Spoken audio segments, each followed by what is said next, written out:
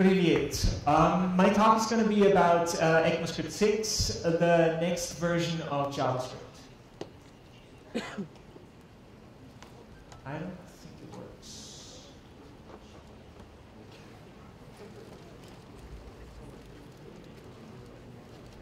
But shouldn't this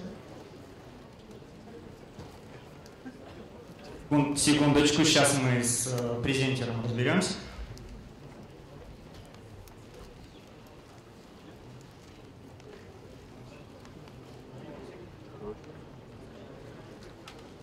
Okay. A few words about me. I'm doing a few JavaScript-related things. I'm editor of JavaScript Weekly. I write a blog that is called duality.com, and I organize the JavaScript user group in Munich. And I've been writing about ECMAScript 6 for quite a long time, since early 2011. How many of you have written code in JavaScript? Hands up. Okay, cool. So that was the question beforehand in Russian that Alexandra asked. Okay, good. Good to know. So it's, all right, cool. Next slide, please. ECMAScript 6 is going to be quite cool. It is but there is a slide missing in between. Like you skipped ahead like one additional slide. There's a rhino. Go back one slide. Yeah, this one. Next slide, yes. So JavaScript has become dangerous and big.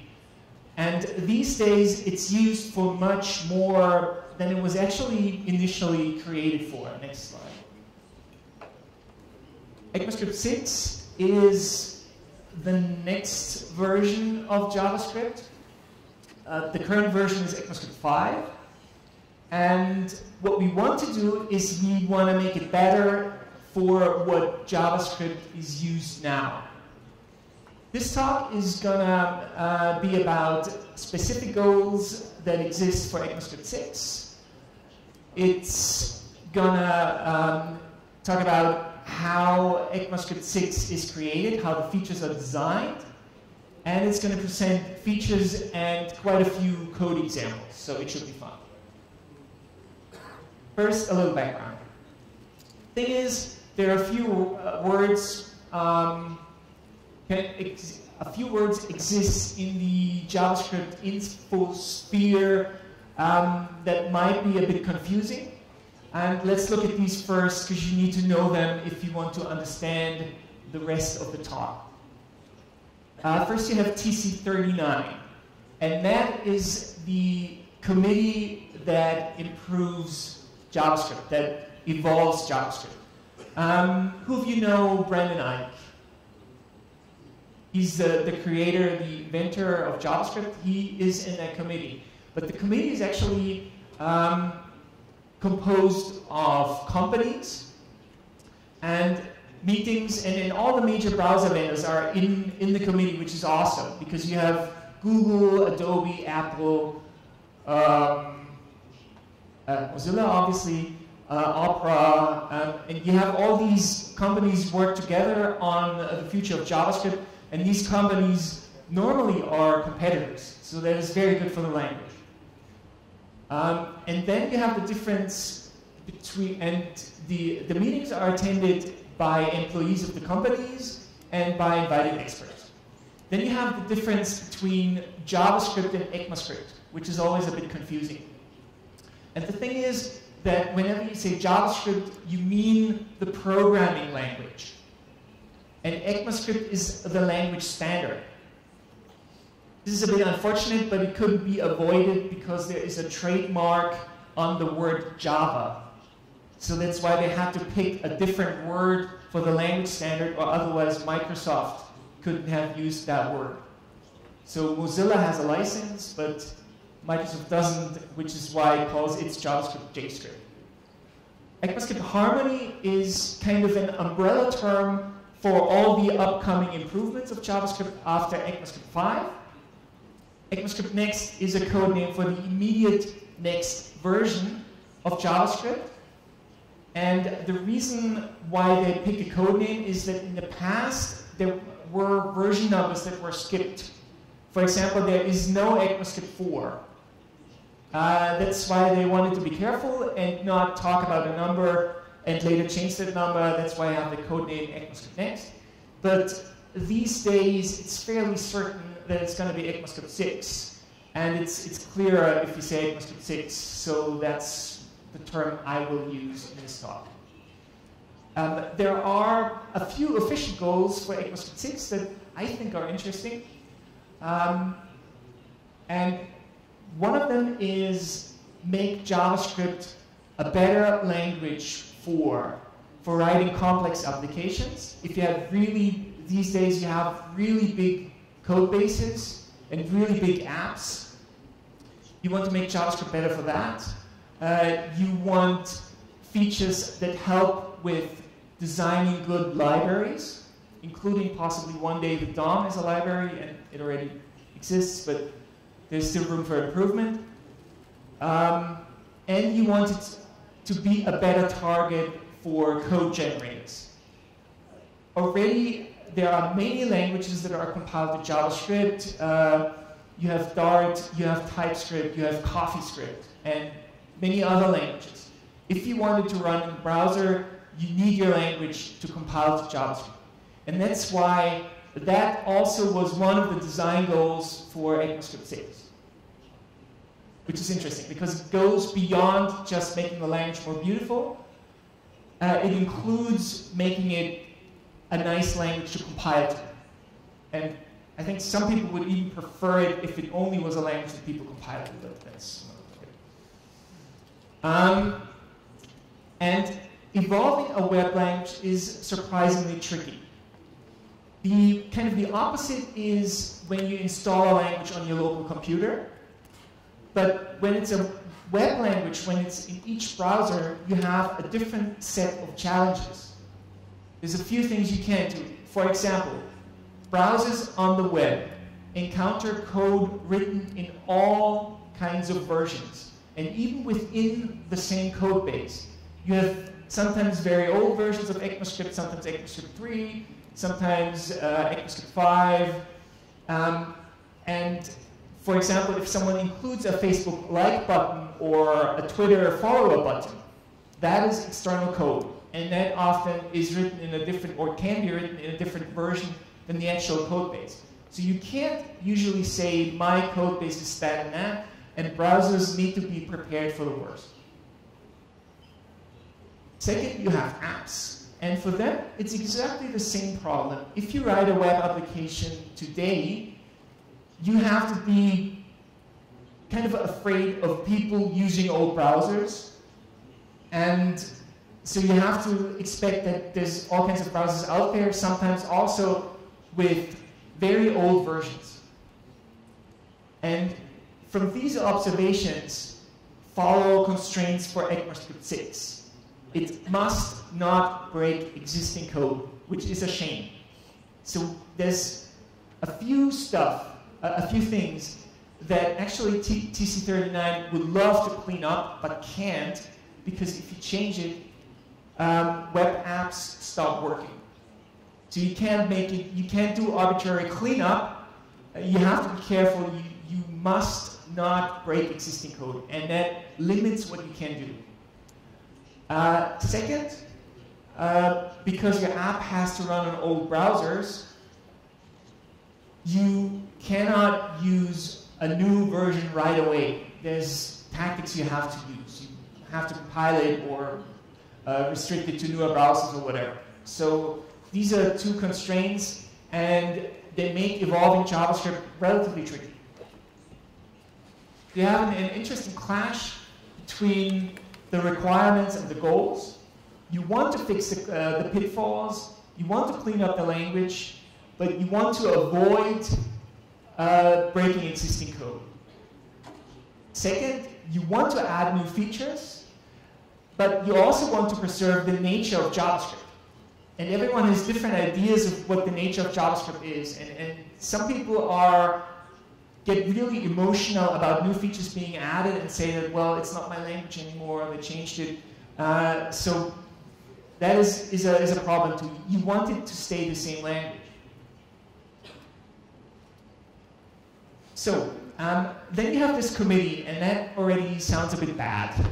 And this committee wants to create a new version of JavaScript, and then the question is, how do you best do that? And you want to avoid design by committee, which is a word for more like technocratic or bad design in general.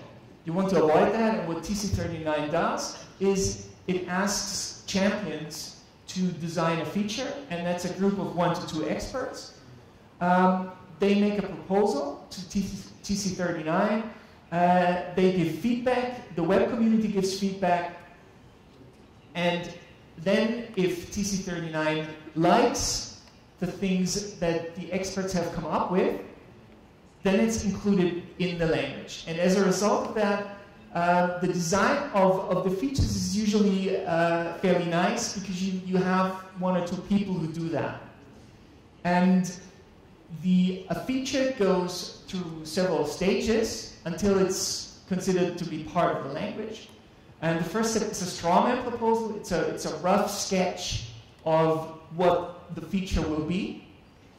Then, if TC39, if the committee is interested, a more full-fledged proposal is written. Then the proposal is actually field tested, ideally via 2 implementations, often initially 1, and already you can try out several ECMAScript 6 features in current browsers, especially in Chrome and in Firefox. If the field testing goes well, and TC39 accepts the feature, it is included first in a draft, and finally, during the draft, there's still some changes, and finally, if it's included in the final spec, it becomes an official standard, it becomes part of the language. Okay, let's dive into the feature, let's dive into code examples. First of all, who of you has heard of JavaScript being function scoped? Okay, good, I'm proud. So the problem is, most languages are block scope. So what you want is, what you want is, if you introduce a temporary variable down here inside this block, you want the temporary variable to stay in the block. You don't want it to be, and here you can see that if you do a console log, the variable already exists. And you don't want that. You want it to stay local in here. And JavaScript is kind of bad, and there's a workaround for that, which is clumsy.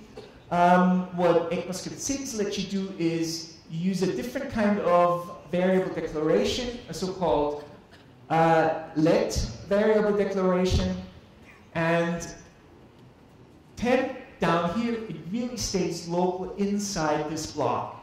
If you try to log it up there, you get an exception. So that is what you want, actually. Then, another feature, destructuring. Destructuring is a convenient way to extract data from an object. So here you have this object, first name, first name is Jane, last name is Doe, and let's say you want to extract Jane and Doe. So what you do is you use a pattern that mimics the structure of the original data. And what we want to extract is F and L. So these are going to be the variables that should have the values Jane and Doe.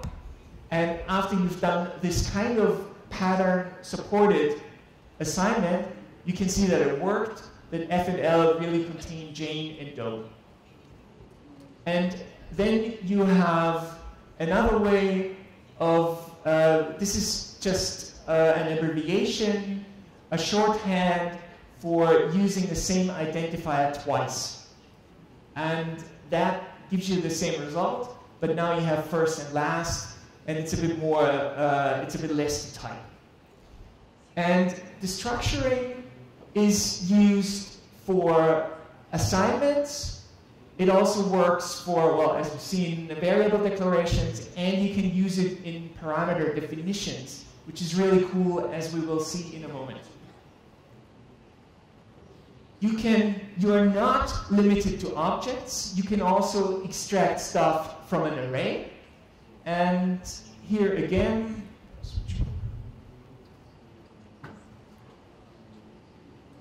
you want these two elements, and you wrap the variables you want to declare in this this pattern, and you can extract them, well, as kind of insinuated at in the comment. If you have more than just the two elements, the rest of them are ignored. But you can also capture the rest of the array, and then rest, which could be called foo or George or whatever. So this variable is what contains the rest after the first two elements. And so you have a variety of possibilities to extract data. And normally, with assignment, you kind of can do the same thing, but it takes several steps, and sometimes it's inconvenient. And we'll see an example of that later too.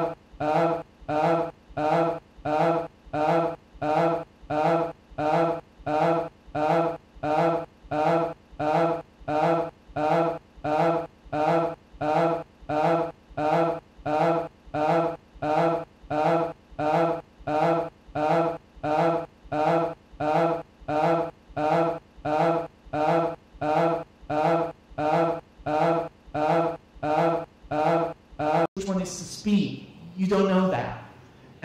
But if you give them labels, you can easily, they become self-descriptive, and the code is a lot easier to read. Smalltalk is always like, that's the Smalltalk syntax basically. And furthermore, it's easy to omit. If you have positional normal parameters, you can omit something in the middle, but then you have to put it null or undefined. And here you can omit anything, for example, just opt1 and opt2, because everything is labeled, which makes omitting stuff easy. And thankfully, or actually, well, it's kind of a neat feature, you can use the structuring here too, and you say that, well, I have the first argument, and then the remaining two are my options, and you use like something that is destructuring the pattern. And for example, here A and B are put into opt1 and opt2 and returned by this function. So named parameters, this pattern that is already used by jQuery, for example, that becomes a lot more convenient in ECMAScript 6. Then you have the spread operator, which is kind of the opposite of rest parameters, and it puts lists into functions, and you can largely get rid of apply that way. Modularity. You have new features for object literals. You can set the prototype. Here, conveniently, you have a compact syntax for methods, which is nice. Also, and here again, here we really see that the structuring is a cool feature. Again, X and Y is a shorthand for this longer literal, and you want to return two values, not a single one. You want to return two values, X and Y, and the structuring allows you to easily get to those two values that were returned at the same time. So that makes this kind of code, usually in current JavaScript, you have to assign the return value to a variable and then extract each one extra. And with the structuring, you can do it in one step. Then let's skip symbols. You have classes, which are a big deal and somewhat controversial, but there will be in the language, and they are very useful because at the moment we have lots of different libraries. And what they give you is a convenient syntax. And here it's kind of, this is below, you see how you would write the class point in current JavaScript. And it's actually not so bad.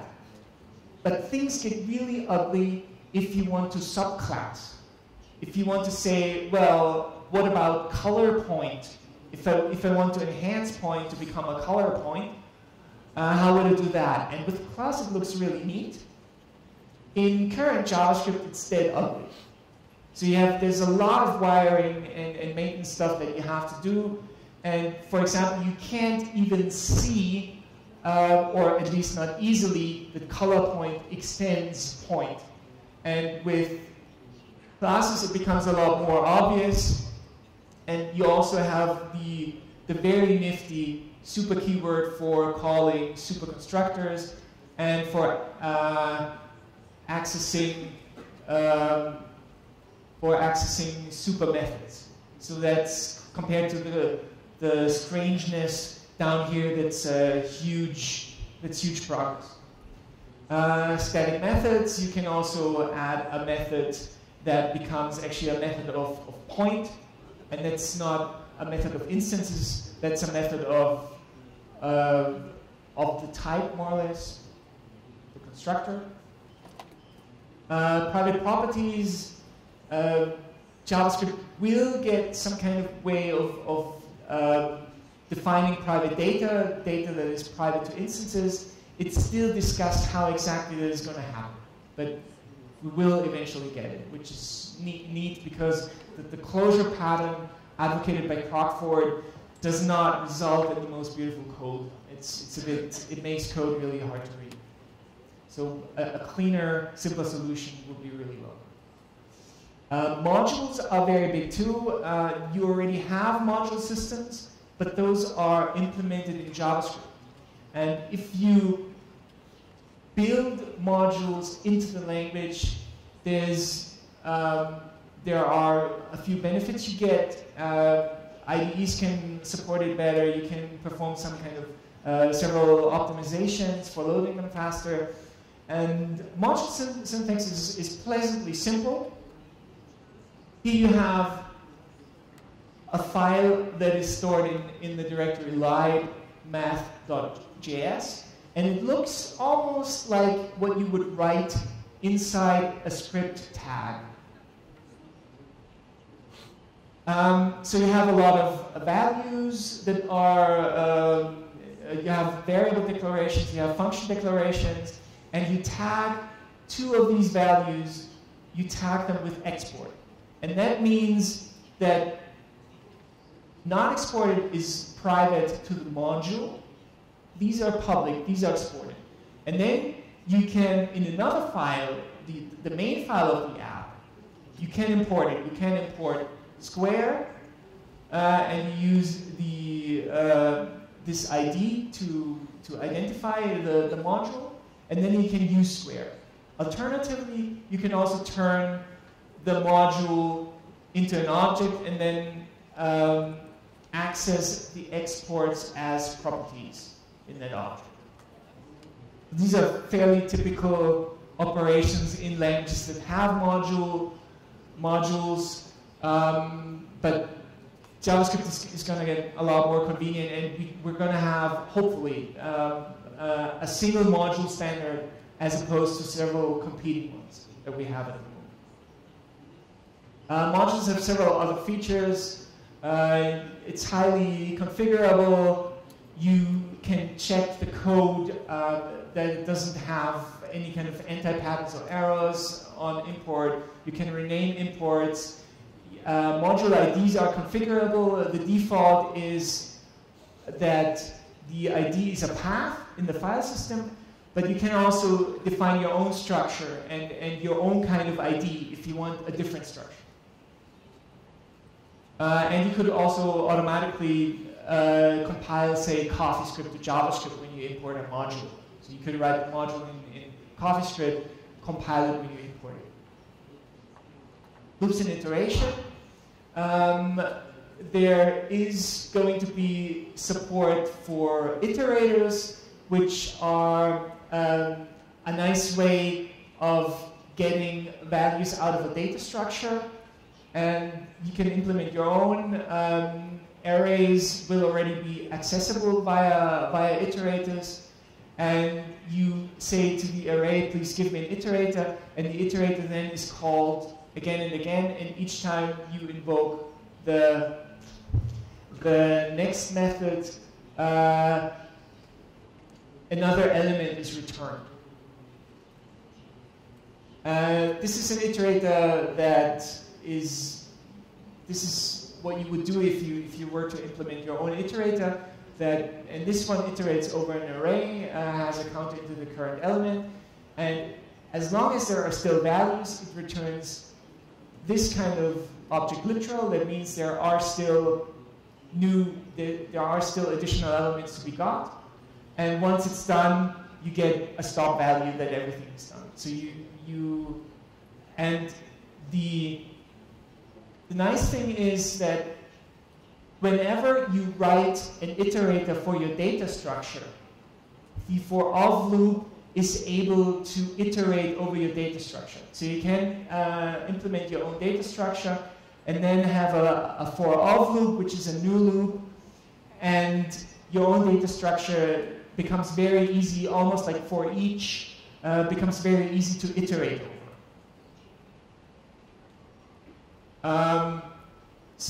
And this is the new for-of loop in action. And here's this is an array, we iterate over it, and lm is the current element, and then you log it. And this is built into arrays by default. You can have the same kind of feature for your own data structure. It also works for objects where you can import tool functions such as entries or keys, and then you can iterate over the keys of an object, or here very conveniently over the entries. And thanks to the structuring, you get to access the key and the value of each entry very nicely.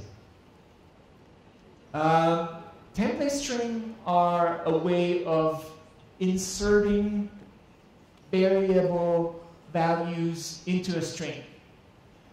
And I skip ahead to an example. This is one thing you can do. You finally have multi-line string literals. And this here is